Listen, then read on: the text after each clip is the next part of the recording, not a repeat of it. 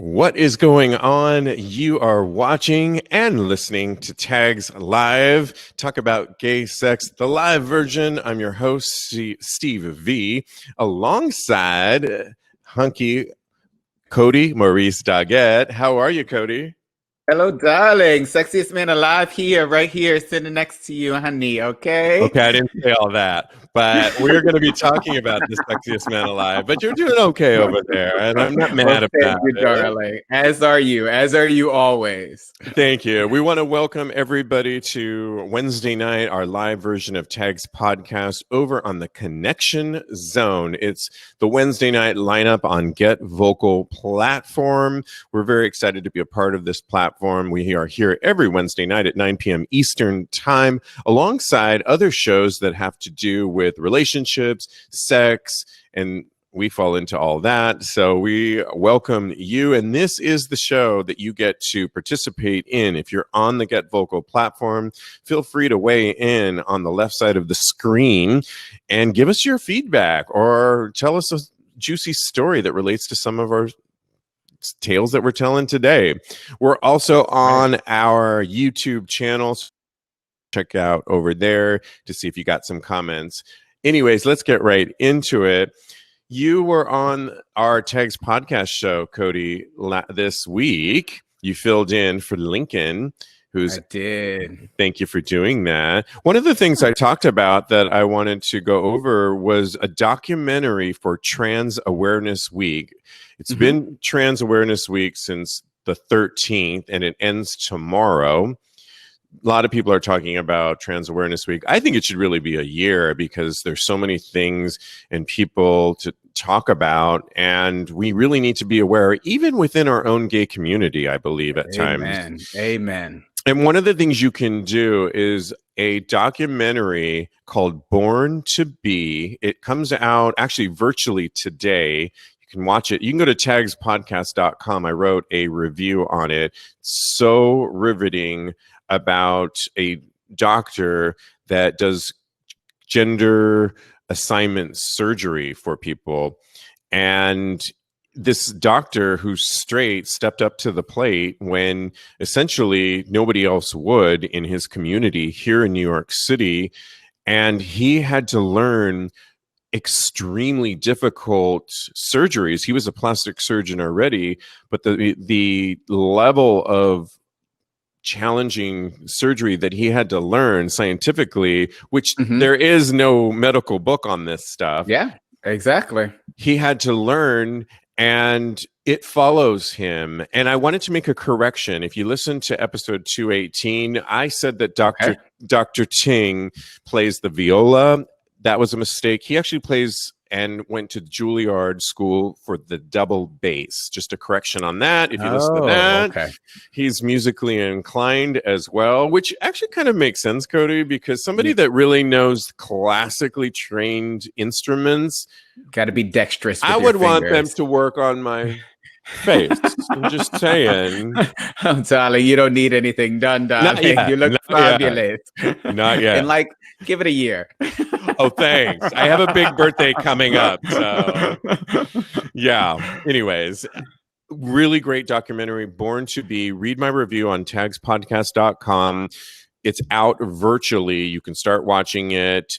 And tomorrow night, the last day of Trans Awareness Week, they're going to be doing a talk back with the cast and Dr. Ting himself. Oh, wow. At 8 p.m. Eastern Time. So you should watch the movie and then participate in their talkback of this really riveting. I learned so much in this film. Read my review and you'll see what I thought about it.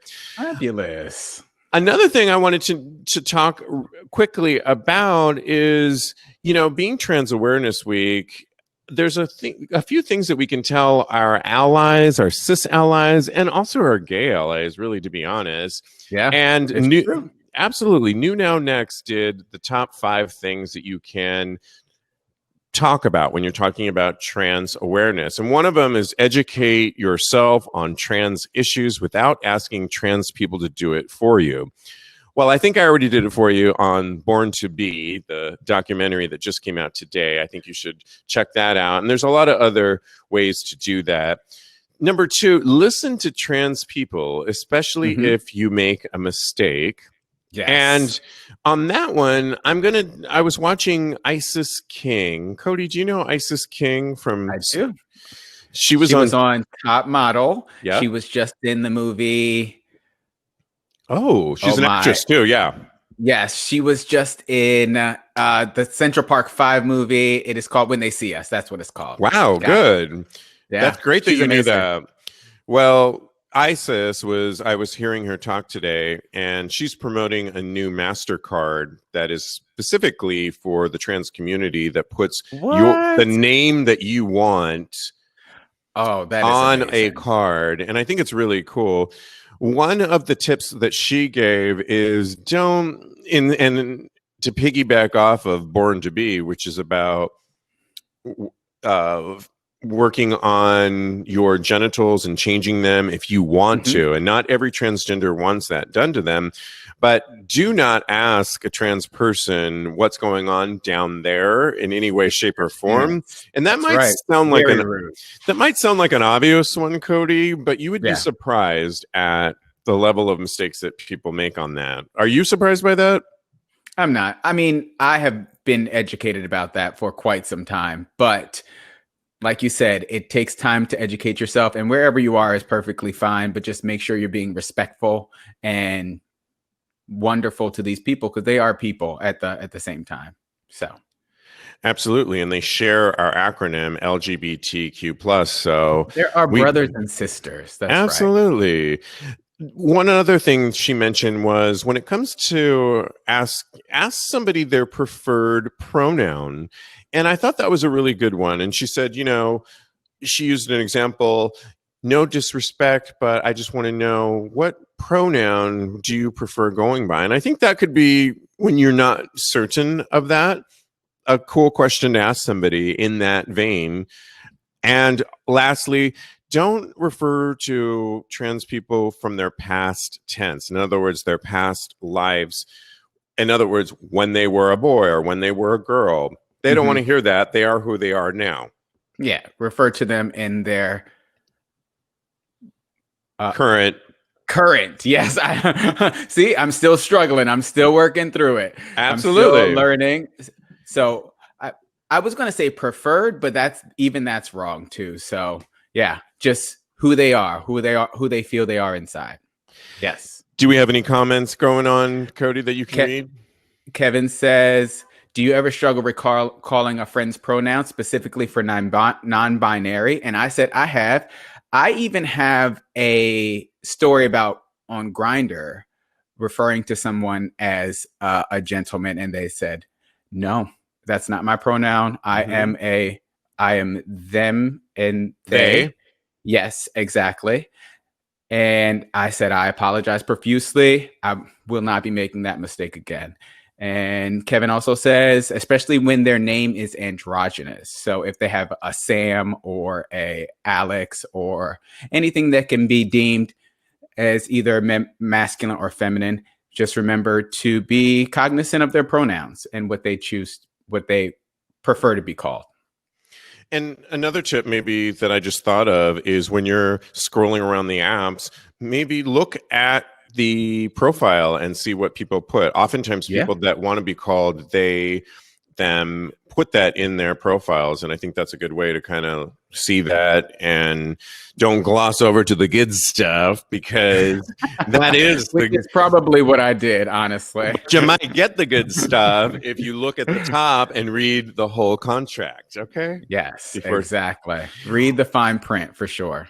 Well, also in the news that I wanted to talk to you about that I'm very excited about is, and you might think, why are you guys talking about this? But it's the Sexiest Man Alive issue of People magazine. And the reason we're talking about it is because I'm on a list. I think you might be further down the list, girl, but Michael B. Jordan made the list. And Michael B. Jordan is came out today as the sexiest man alive, and I'm just putting it Yes. out there for you. Look at him in all his splendor. He is looking really, really fine, and as always. And I just have to say, I love him anyway. I've just followed him for a long time. He was, I think the first time I saw him was in a movie called Fruitvale, because I'm from Oakland. I'm from the station. Yep, and I'm from Oakland. Thank you. Yes, Fruitvale Station, and I know that because that's the Bay Area's transportation, the BART system, and I lived in Oakland, so I knew that. But he is also known. Obviously, you're a big fan of Black Panther.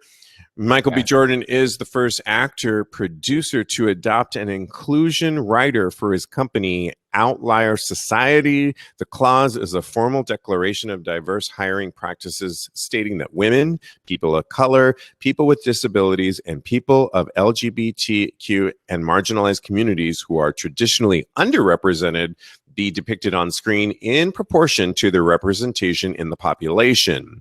Jordan has been an active champion for diversity and inclusion in all projects he participates in and beyond. So if you didn't already think he was fine, there's this. He has that going on for sure, but that makes him even sexier in my book. You're right. What do you think of the decision for People magazine, Cody, to name Michael B. Jordan as the sexiest man alive? I think it's amazing. His philanthropy work is amazing. He's extremely attractive. I've found him attractive for a very, very long time in all of the movies. So I think they made the right decision. Good job, People magazine. I agree. I totally agree. And here's another interesting fact. The last 2 years of People magazine's Sexiest Man Alive cover issue, and they list a lot of other people within the magazine. And a little bit later, I'm going to get a yay from Cody on what he thinks of some of the other people that were listed in this year's 2020 Sexiest Men Alive. But did you know, Cody, that the last 2 years were featured 2 Black men? So we had Idris Elba and John Legend, and now we get Michael B. Jordan. 3 Black men in a row. That's amazing. This is kind of breakthrough, because I can remember real quick when I was a kid, and the very first one came out. I don't know if it was the very first one. Somebody could check this on me, but Mark Harmon was the sexiest man alive that I can remember back in the day. And it was always a white man after that. Yes. Do you think this is a breakthrough Yeah, I think it's amazing. I think representation matters, and I think People magazine is cognizant of that. So good for them. Absolutely. Now it needs to be even more inclusive. They need to bring non-binary, transgender men in and things of that nature as well. So, yeah. I totally agree. And I think what's cooler these days is back in the day when the magazine came out, we didn't have social media. And now we have that. We could learn a lot from Michael B. Jordan, learning about how he includes so much. He won't work on a film set unless the things that I just read a minute ago about the inclusivity of being on every level, behind the scenes, in front of the camera.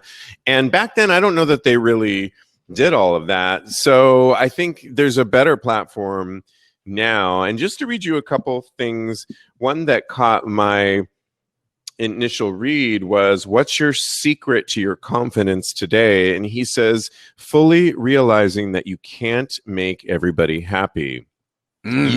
You could have all the good intentions in the world and you'll still get controversy or some type of negativity thrown your way.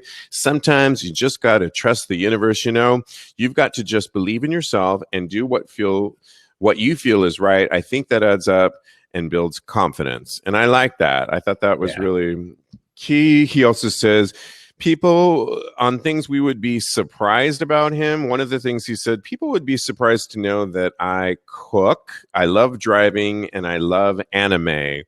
Boy, is he like talking to you, Cody?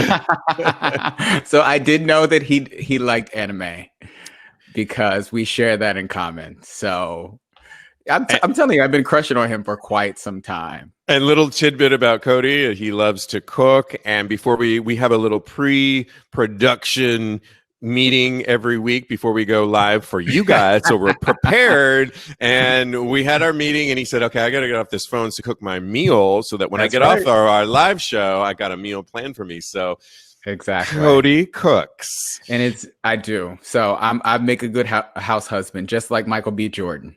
I love that you said house husband and not housewife. Lastly, about Michael B. Jordan being named the sexiest man alive, that I thought was interesting. What's your perfect date night? Cody's been dating a lot lately. We'll see what he thinks about this. He says the freedom to go wherever I wanted in public, not worry about paparazzi, enjoy somebody's company, go for a drive, dope playlist, okay? Drive somewhere just for dessert. I'm definitely a movie guy, and then I'd ride the vibe for the rest of the night. Okay. Nice. All right. I'm not mad at that, Michael B. Jordan. And sounds like a great date. And just to give you a little thirst. Woo. Yeah. Mm-hmm. So, yes. A little bit later in the show, towards the end of the show, I'm going to go over the other people that were nominated for Sexiest People of the Year that didn't make the cover, and I'm going to get a yay or a nay from Cody to get his feedback on that. Well, can't wait for the game. Absolutely. Let's get into this week's Vulnerable Voices, a segment we've been doing since we began Tags Live. And it's really the chance where we go a little bit deeper into the conversation about us LGBT community. And this week we wanted to talk about what we share. So what we share as gay men, what we share as LGBTQ people, and what we share may surprise you. And it really stemmed from episode 218 that came out on Tuesday. You can listen to a little bit of that, Cody, because that's where you were on as special guest filling in. Mm-hmm. And we were talking about on that show, I was asking my co-host Jeremy Ross Lopez what he shares and the confidence, because there was a sex expert that said we are sharing a lot more in this pandemic because we are on the phone more. We are not going out as much more. So we're much more inclined to share. And Jeremy said that he has become more open with his brothers. And he's got two smaller stepbrothers, younger blood brother that's 25. And with the 25-year-old who is heterosexual, he's been sharing a lot, actually, on things like Lube and how his younger brother likes to play doctor and nurse with his current girlfriend. And Jeremy was liking that. And surprisingly, I've shared a little bit with my sister about toys. And you and I, Cody, had a guest on our show. I forget her, Miss Legan, she goes by. Yes.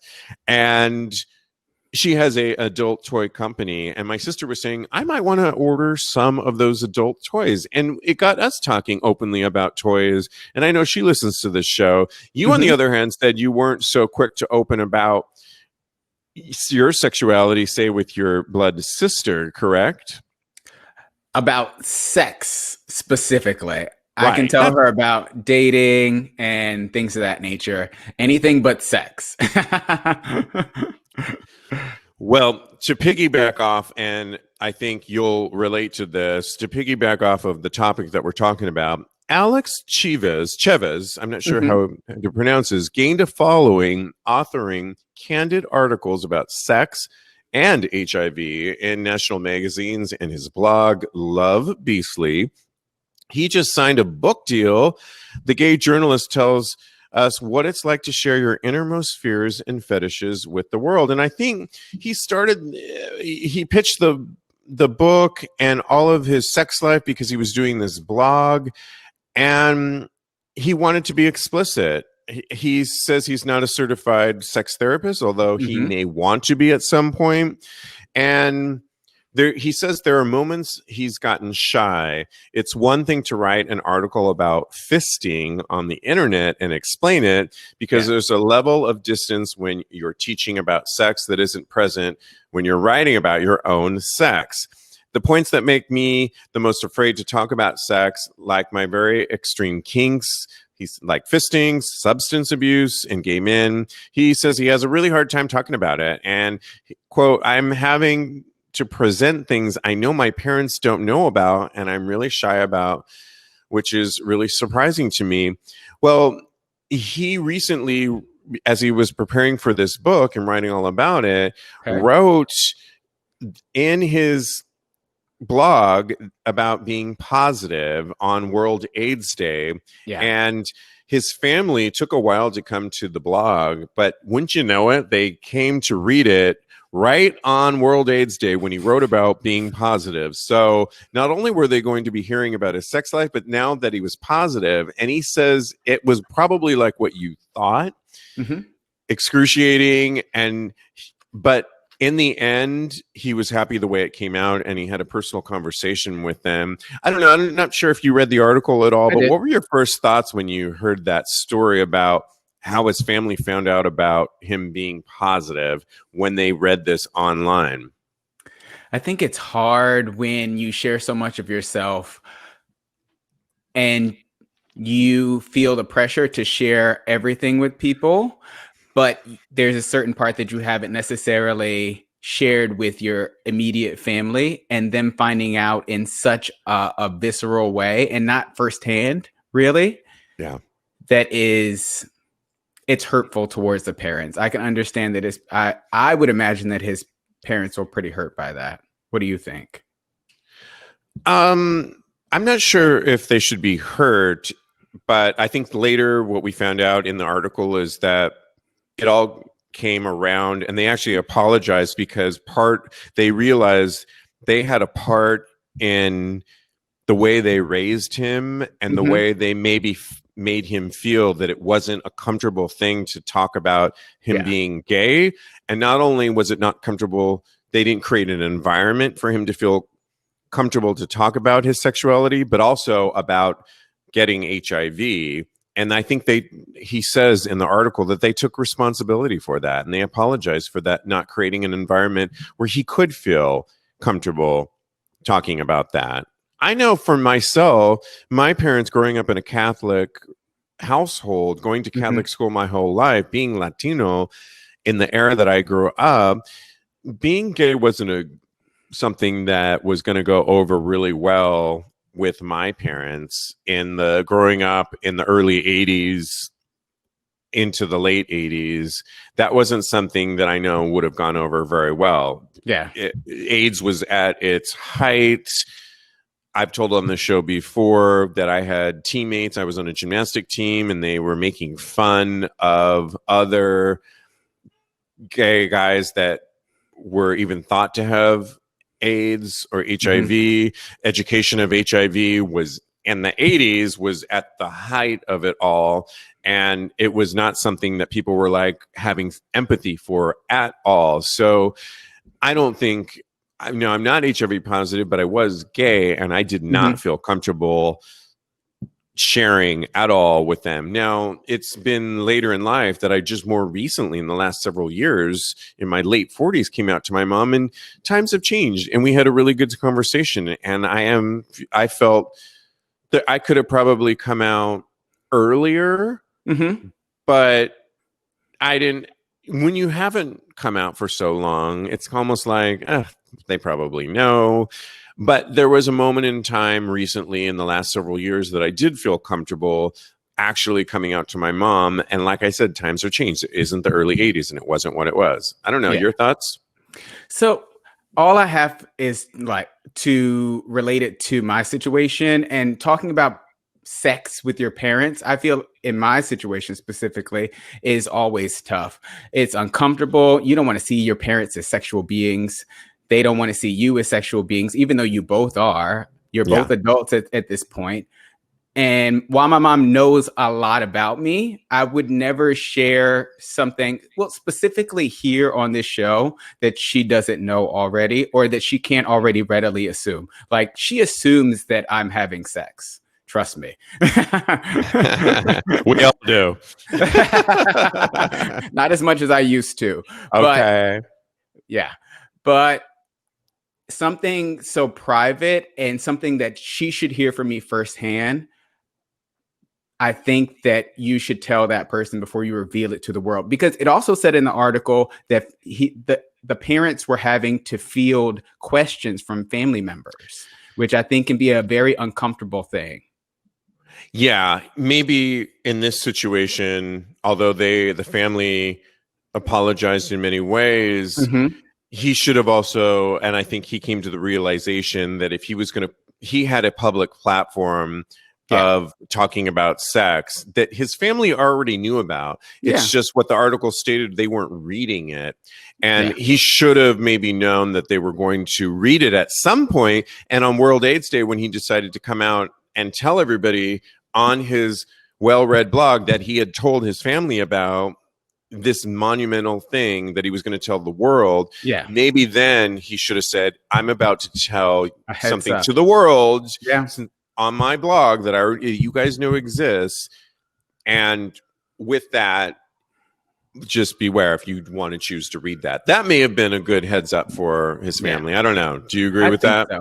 Yeah. And also, like in the comments, it's not about right or wrong in the situation because it is his journey. Silas is saying it's not about them, it's his journey. And I agree with that 100%. But I feel there's a certain humanity and relationship that you have, that if you have that with your parents, that you should let them know before they hear it from an outside source. If you have a platform that the parents know about, perhaps ultimately it really is no one's business, and they didn't choose. To Silas's point, they didn't choose to read his blog, and we read this whole story. I'll put it on TAGSPodcast.com. He told his family about his blog. He told them it was about his sexuality. They knew he was gay. Yes. So he did already tell them. They chose not to read about it.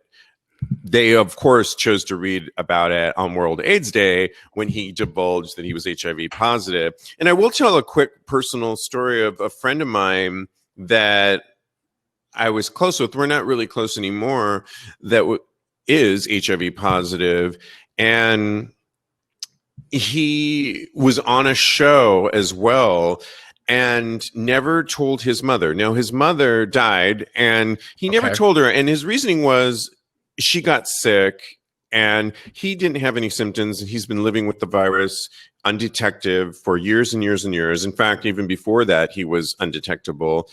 He didn't want to put his mother, who was of a different generation, put that stress on her because he knew his particular mother, he told me, would stress out in a way that would potentially detriment her health and make it worse for something that he had under control. And in that situation, I totally respected and got. Yeah. But it's interesting about what we share. Two of my co-hosts in the past, when we started the show, was a different co-host before Lincoln and Jeremy at the time, but more this other host, they were on my case a little bit about the fact that I hadn't shared with my mom that I was gay at the beginning of it. And I told them, well, it wasn't my time. I feel like my mother knows. I feel like a lot of the stories that I just shared right now, she's of a different generation. Since then, I have told her, as I just told you a minute ago, and they were, and I told them, they were all clapping and happy. But again, to Silas's point, I really don't think it's anyone's business, and people have to come out when it's right for them, and who they choose to come out to is like in my situation, I knew. Unlike the article and the writer that we're talking about, my mom doesn't even know how to go on the computer at all. So there was no way of her. I was going to ask you of her reading it. And since then, though, I've told her more and more each time I do she knows we do the podcast. I tell her it's about sexuality. She knows now. Yeah, I don't go into in detail about episode 216. We're talking about fisting. Yeah, I don't know. And she doesn't ask because she's smart enough to know she doesn't want to know the answers. Yeah. So exactly. Do we have comments to read before we move on? First, I want to say that I tell my mom that we are doing a podcast, and exactly like you, I told her specifically not to listen to it. I'm like, Mom, you do not want to hear what I have to say on this podcast. It's way too graphic for you, and we don't have to share that, unfortunately. So, follow-up question on that. Do you tell people that you date? Oh, that was coming next. How did you know? Because I know.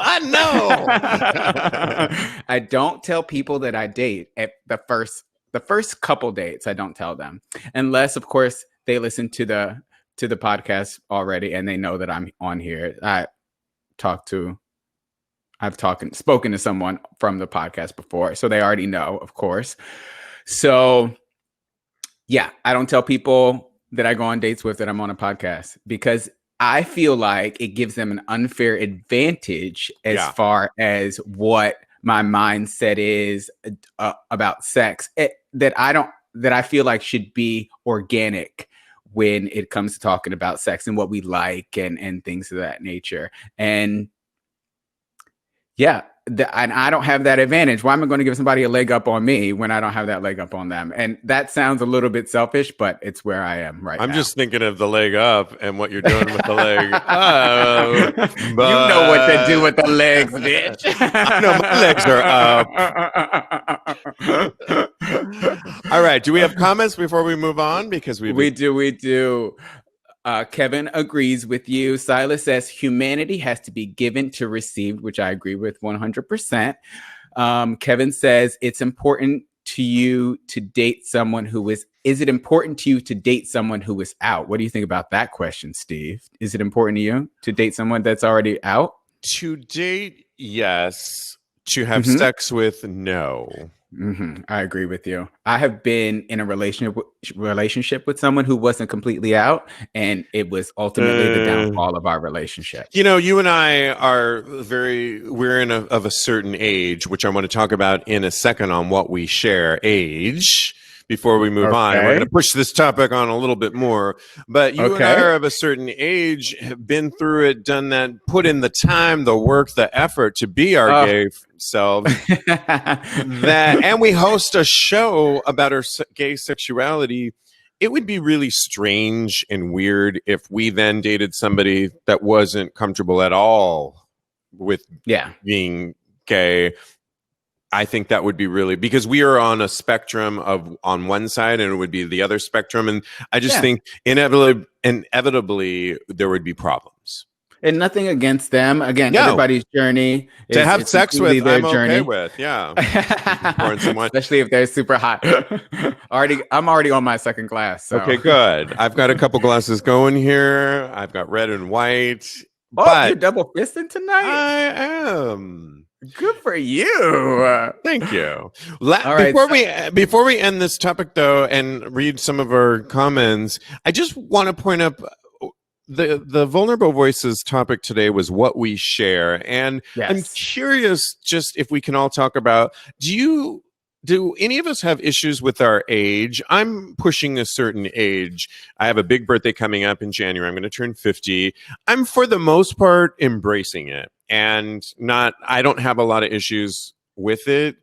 But you hear about stories about our LGBTQ or gayness that age, I don't want to date anybody over 40 or this or that. And do you have issues with sharing your age, Cody?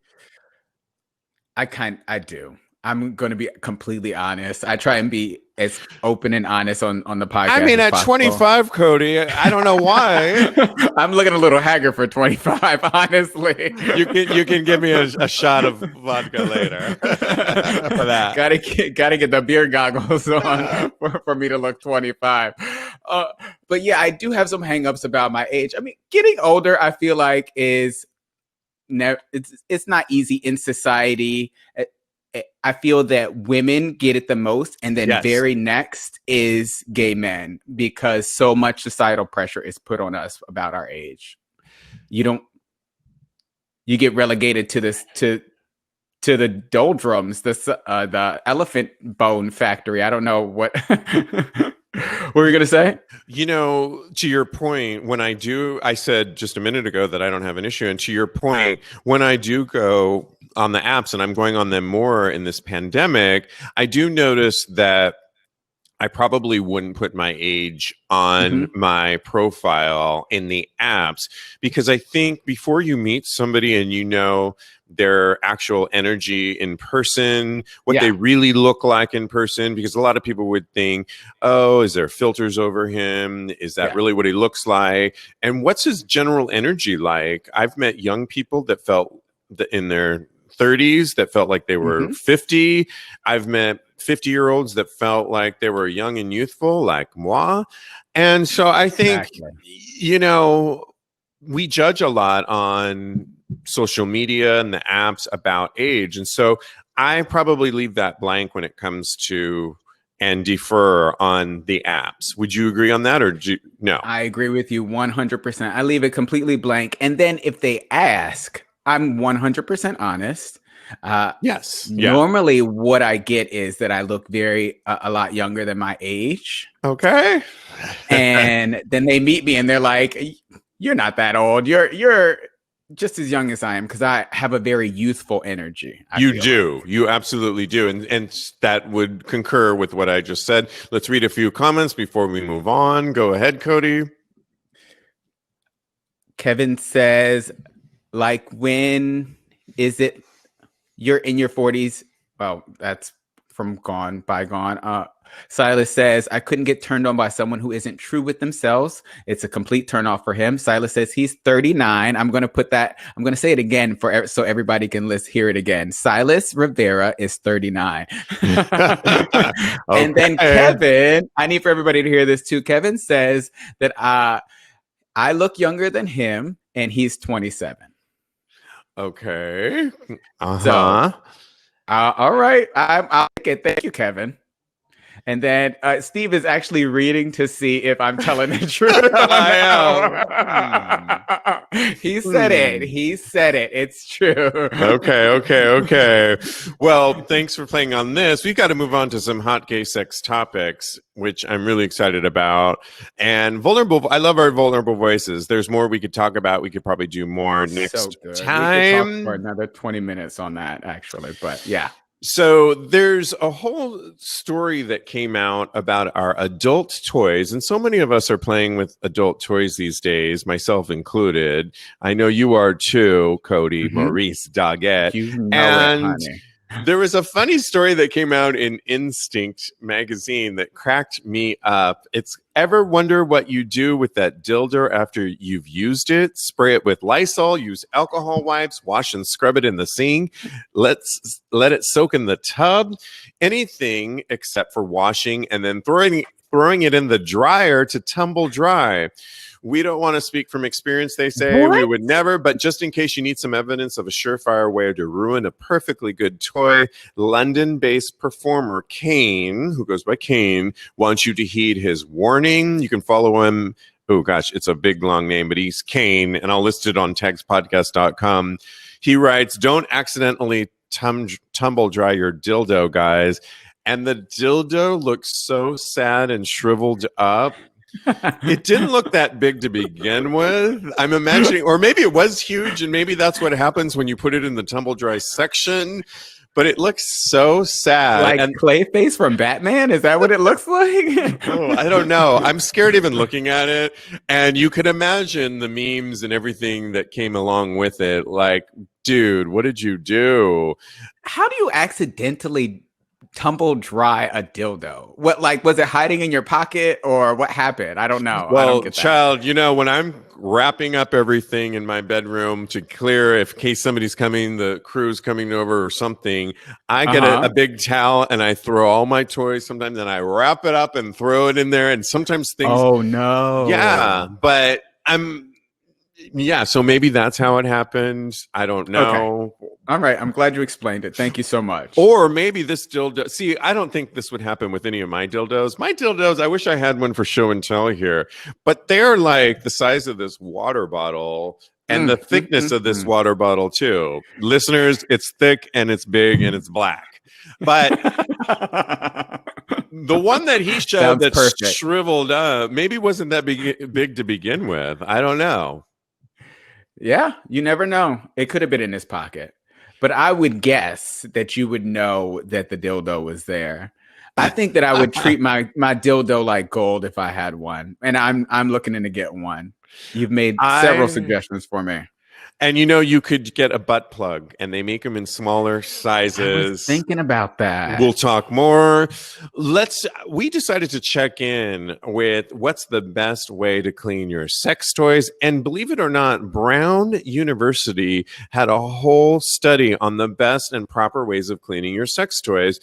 And proper cleaning, they write, of sex toys is essential to avoid bacterial infection or transmission of STIs if you're like sharing them. Yeah.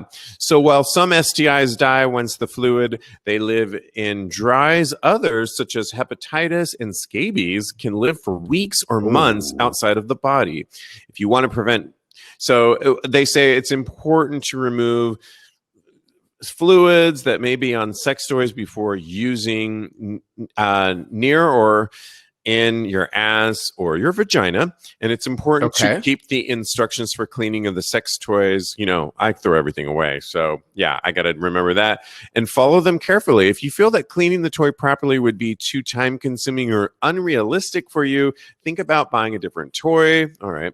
The information provided below gives general overview. So for basic toy care, never submerge electrical components in water. That seems obvious. Use a damp, soapy washcloth to clean your electric toys, preferably with an antibacterial soap. Keep toys stored in a container or pouch, which I think is kind of good because I keep mine on a shelf above my bed. And dust is floating around. I think I should put them... Like an award? Like an award, yes. Steve, today you win the Best Black Dildo Award. Enjoy. Take it now. Perfect. Yes. But I heard that... Go ahead. I heard that some toys are dishwasher safe. Does it say anything about toys being dishwasher safe? I don't... It does. And in general, they think it's good. Do you put any of your toys in the dishwasher? I don't have a dishwasher, unfortunately. Child, bring your toys over to my place and I will run them through a cycle. All right. Time. You heard it here. Okay. One of the things they do say, though, is silicone lube, which, by the way, we've got our Pure Lube. Yeah, there it is. Pure. You guys can get 20% off of Pure, PJUR, by going to pure.us and use our promo code TALKGaySex at checkout and get 20% off. One of the things I love about Pure, just to pull this in, is that they've got water-based lubricants. Yes, my favorite. Analyze Me, anal water-based personal lubricant with hyaluron. This one would be really good for your toys because silicone actually doesn't work well in your toys. And if you're trying to keep your toys that have that rubber base lasting longer, they won't last with the silicone lube. And it's harder to get that out. So things like water-based lubes are the ones. And Pure happens to have so many different types of lubes that are perfect. Yeah, they have one with jojoba, right? I love saying jojoba. Jojoba, it's called. And yes, you're right. So with your glass toys, which I don't own any glass toys, just wash them obviously with soap and water. Stainless steel, if attached to an electrical device, use warm soapy water. Hard plastic, clean with an antibacterial soap and water. Do not boil. And silicone, you can choose from 3 options to clean a silicone toy. Either boil for 5 to 10 minutes, put it in your dishwasher. Okay, my dishwasher, Cody, on the top rack. Over your house. We'll put it on the top rack. Okay, wherever. I got a top rack, not this kind of rack, but or wash with antibacterial soap and warm water. Do not boil silicone vibrators because you will destroy the vibrator mechanism. Interesting things to mind when you're cleaning these things out. And things like fleshlights, which can seem hard to clean out. I just simply, with my fleshlight, I put a little soapy water in it and then I turn it upside down and let it completely air dry out. And I think that's one of the best ways. I know you have one, Cody. Do you clean yours before you put your dick back up in there? If it's the same night, then no. Sometimes I like a little sloppy seconds, but ooh, okay. Who was in there? Ooh, I was. Makes it even better. But after a night of usage, then yes, I do clean it out nightly. I love it. What are the people saying, Cody? The people are saying Kevin agrees that some toys are dishwasher safe, and sometimes the silicone can break down over hours, so you don't notice at first, and then you see it in a week later, and it's like OMG Rat King. Very true. Over time, silicone, yes. Yeah. And Kevin also says that silicone lube is the way to go. Silicone lube and silicone toys literally breaks the silicone inside you, and it stings, he says. Wow. The one time I love silicone is the pure backdoor anal silicone personal lubricant with jojoba, and that's such a good one, but only for anal play. And I usually put a sheet over that I don't want things stained. So just a sidebar note on that. Well, you guys, moving on, it's award season, and I am not talking the Academy Awards. I am not talking any of mainstream awards. I'm talking porn awards, and there's 2 of them. This year, they're all going virtual. There's the Pornhub Awards, as well as the Straight Up Gay Porn Awards. And I don't know if you got to see any of the advertisements on that, but the Pornhub Awards breaks it down because they've got all kinds of categories, because we often think Pornhub is just for us. Well, it's straights, it's everybody. It's got everything on it. And I liked they have top lesbian performer in there. They've got things like transgender awards, which I think is really good. The one I wanted to ask you about that. Okay. By the way, the porn awards are going to be virtual this year. You can watch them on December 17th virtually. I will list it on TAGSPodcast.com. Excuse me. Correction on that. December 15th at 7 p.m. Eastern time. And they will be digital given the pandemic, which will be kind of fun because I've been to some of these award shows before. I've been to the Hustler Ball Awards, and they're a lot of fun to attend if you've never attended any of these. I think the time I went, I met Cutler X live and in person. I met Boomer Banks. Boomer's been on our show, and a few others Rocco Steele as well. And it was really fun. And it's kind of exciting to be there in person. But I wanted to get your feedback on this. The most popular gay male performer is a stacked category with stars like Rocco Steele, Diego Sanz, Austin Young, Max Connor, and Austin Wolf battling it out. And I have a personal story on Austin Wolf that I can tell you about on our Tags After show. Okay. I can't wait to hear that. Do you know these porn stars, Cody Maurice Doggett? I had to Google one. Okay. The Austin Young, because he's young. That's why. He is. I know who he is, actually, once I saw him. Once I saw his face. And I'm not mad at him. Good for him. He's adorable, right? Yes. So, he's the only one I had to Google. All the other ones I was like, ooh, yes. They're in my dreams regularly, nightly. If you had to pick one, who would you pick? It would definitely be a tie between Max Connor and Austin Wolf, for sure. But Austin Young is the only bottom, I think, on the list. Is that true? I think you're right. Yes. And he's my least favorite, I think. So, unfortunately. And Diego Sanz, he said some problematic transphobic things. So he's Ooh, I didn't know that. Unfortunately. So he's on my list of. You may have to back that up on our next show and give me some I will The send you a tea. link, and because I did Google it just to make sure beforehand, before the show, because I don't want to spread any falsehoods on the internet. But he did say them in 2016. Okay. And people grow and change, so I don't know what his stance is right now. But until he comes out and apologizes, he is on my do not watch list. Okay, good. And I'm glad he's not like one of my favorites. So the ones that I were battling between are Rocco Steele and Austin Wolf. Okay. And the reason is, one time here in New York, I was walking down the street and caught Rocco Steele's eye, and he was just standing there in the street, and he was like looking at me as I walked away. Since then, I've seen him on a cruise, gay cruise that I've been on, and he has a 10, I think it's called 10 plus, or because he has a 10-inch dick, underwear jockstrap line, and I own a couple of his, and they're actually really cool. Yeah? Yeah. Check it out. I'll put that on TAGSPodcast.com. Austin Wolf, I once treated myself to, back in the day when Rent Boy was around, to a night with Austin Wolf, and it was very satisfying. I just gonna say that.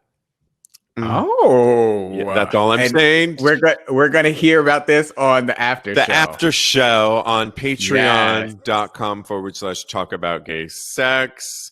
I'm very, very, very excited. But lastly, Max Connor, I think, is really super sexy and got a body of death. And top 3. Oh, Rocco Steele, Max Connor, Austin Wolf, for sure. They're not playing with these nominees. I'm more interested in this than the Academy Awards. Like, I need to know. Is there even an Academy Awards this year? I need to know about this right now. Yes, there will be. So read any thing that comes up before we go on to our last topic. Anything you got for us, Cody? Kevin says no Raheem Shabazz, and I did want to bring that up. He is another one of my favorite tops, Raheem Shabazz and Cade Maddox. Whew. Ooh. Those two right there. Oh, and Sean Severin.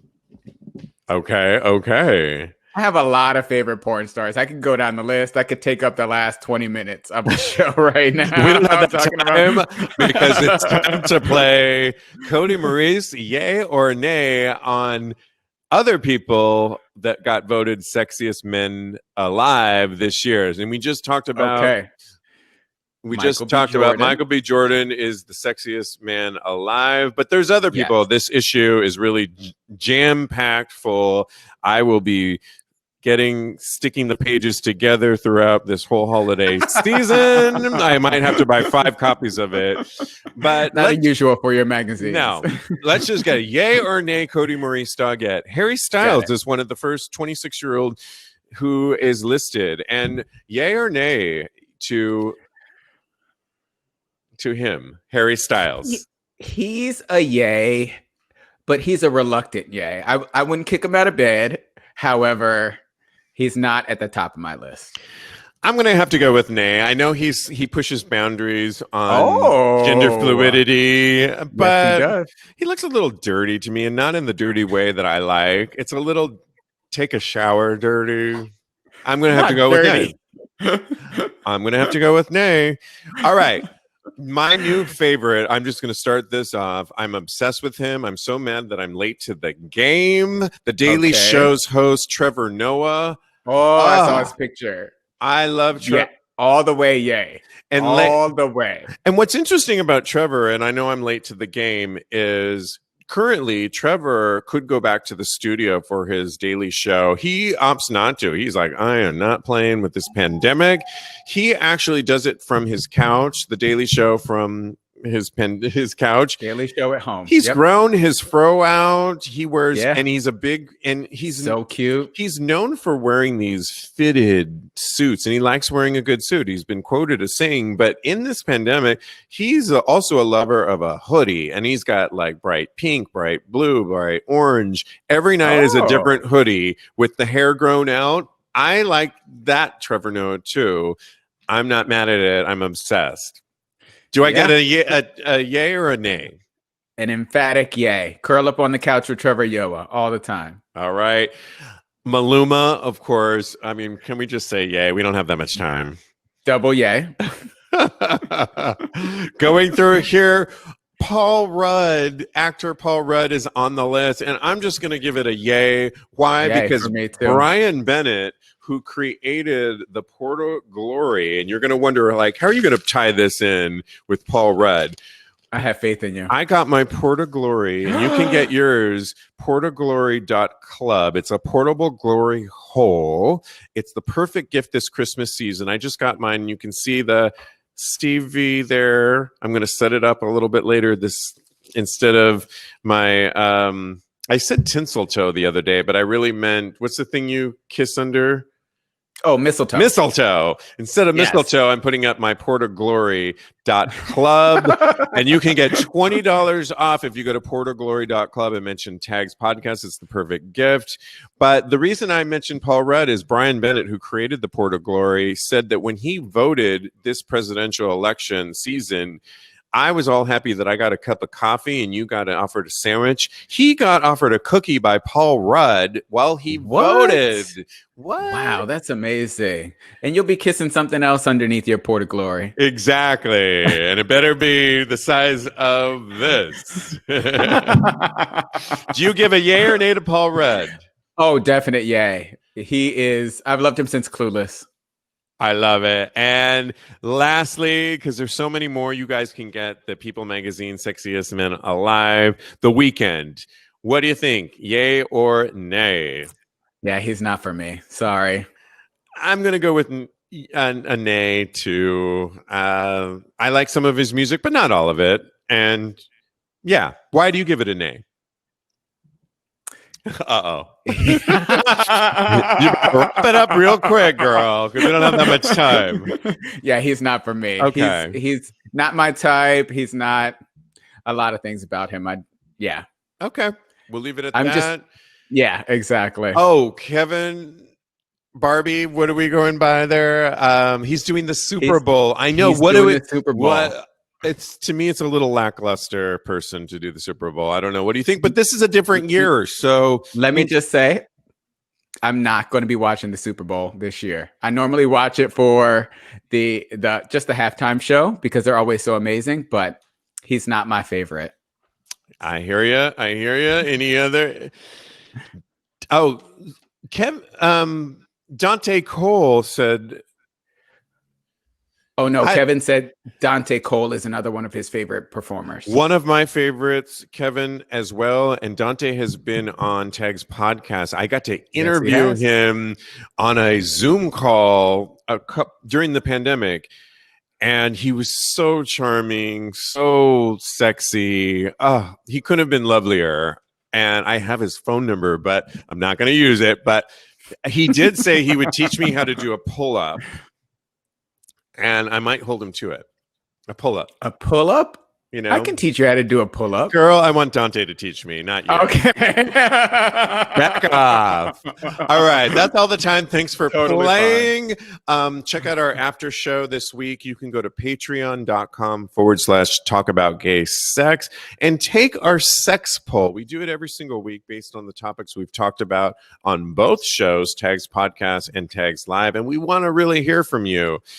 Also, we are off next week to honor Thanksgiving, so enjoy your Thanksgiving. Cody and I will be back December 9th. I believe you said we're back, Cody Maurice Doggett, correct? December 2nd. Oh, excuse me, December 2nd. We're back. Yes, sir. We're just off next week. And lastly, watch Born to Be about the transgender film. It's really, really good. It's out virtually now. You can go to TAGSPodcast.com and read my review and get links to it. Thank you, Cody Maurice Doggett. Thank you. I can't wait to watch that documentary.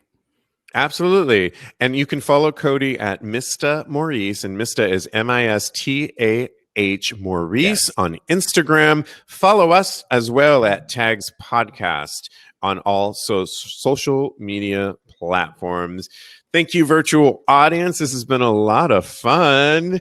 We want to hear from you. And in the meantime, wear your mask, wash your hands, but keep it sexy. And we'll talk to you soon.